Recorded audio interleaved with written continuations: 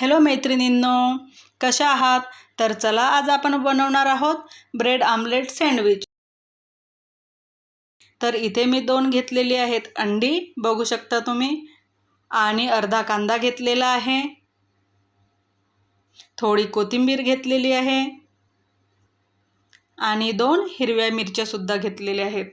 तुम्हाला मिरची आवडत नसेल तर मिरची पावडर घेतली तरीही चालेल। अर्धा टमाटर घेतलेला आहे आणि त्याचबरोबर थोडी हळद आणि जिरं एकत्र करून यामधून आपल्याला वाटून घ्यायचे आहे बारीक चॉपरमधून।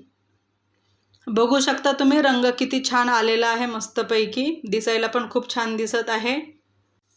इथे चवीनुसार मीठ घेतलेलं आहे मी, थोडी हळद आणि थोडं जिरं आणि वाटलेलं बाकीचं साहित्य आपण यामध्ये मिक्स करूया। 1 ते 2 मिनिट आपल्याला हे छान मिक्स करायचं आहे।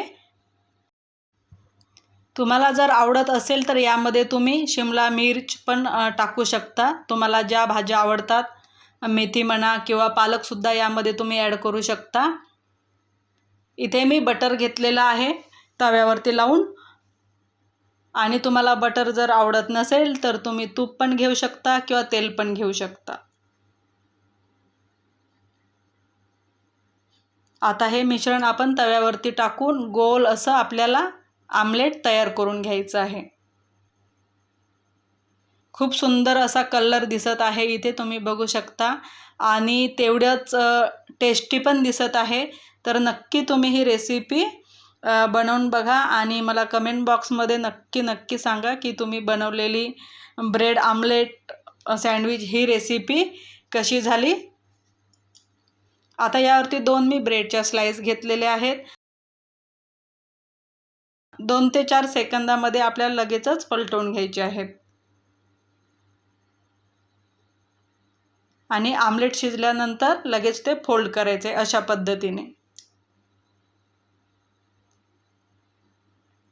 स्टेप बाय स्टेप तुम्ही फॉलो करून जर आमलेट अशा पद्धतीने बनवलं तर नक्की आमलेट मधोमध फाटणार पण नाही, आणि खूप एक हेल्दी रेसिपी आणि टेस्टी आणि एक वेगळ्या पद्धतीचं ब्रेड आमलेट सँडविच तयार होणार आहे। तर नक्की तुम्ही ट्राय करा, मुलांना खूप आवडणारी ही अशी रेसिपी आहे।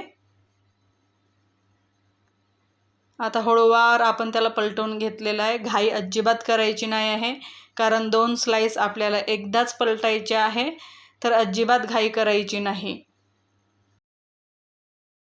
दोन्ही बाजूनी छानपैकी भाजून घ्यायचं आहे।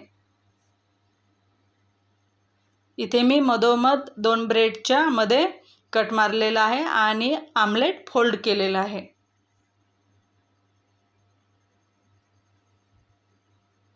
बघू शकता तुम्ही रंग खूप छान आलेला आहे।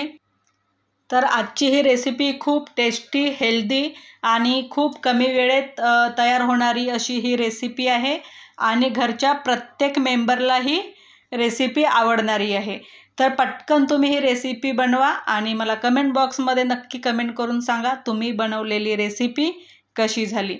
आणि अशा छान छान रेसिपीसाठी माझ्या चॅनलला तुम्ही लाईक आणि सबस्क्राईबसुद्धा नक्की करा आणि एक छानसं कमेंट करा, आणि हा व्हिडिओ नक्की शेअर पण करा।